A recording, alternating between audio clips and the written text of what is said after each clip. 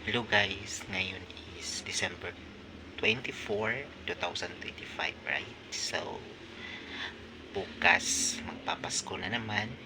So, want to share with you guys na celebrate na naman tayo ng Pasko na mag-isa. Kasi last year, umuwi ako or nakapag-celebrate ako ng Pasko at saka New Year sa family ko dahil nagkasakit ako that time at kung natagaot sa balay dito sa bukid. So, karon guys, at ngayon nandito na naman ako sa malayo. Hindi ako makakauwi dahil sa ang hirap ng buhay. Una is wala akong pamasahe pauwi dun sa amin at saka mahirap din sumakay dun sa amin. Pangalawa is financial.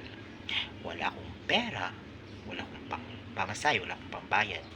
At isa pa, wala akong trabaho. So, yun, parang nahihirapan talaga akong mag-isip kung uuwi ba ako or hindi. But so far, I decided na hindi na lang muna ako uwi. Dito na lang ako maghihintay kung kailan kaawa ng Panginoon, kung kailan bigyan ng trabaho. So, bukas magsiselebrate na ako ng Christmas na mag-isa at saka sa New Year hindi siguro rin ako makakauwi. So, ganun lang ang buhay guys. So, actually guys, ako po is sanay na po akong mag-celebrate ng Pasko at saka New Year na mag-isa. So, okay lang yun sa akin kung may Pasko na kasama ang pamilya at may regalo, okay lang. Kung wala din, okay lang din. Kasi sanay naman tayo na mag-isa sa buhay, di ba? But minsan, masakit isipin na ganun talaga. But we need to accept, especially makakarelate dito sa yung mga nasa ibang bansa, yung malayo sa kanilang pamilya. Hindi man sa hindi natin gusto na mag-celebrate tayo without our family.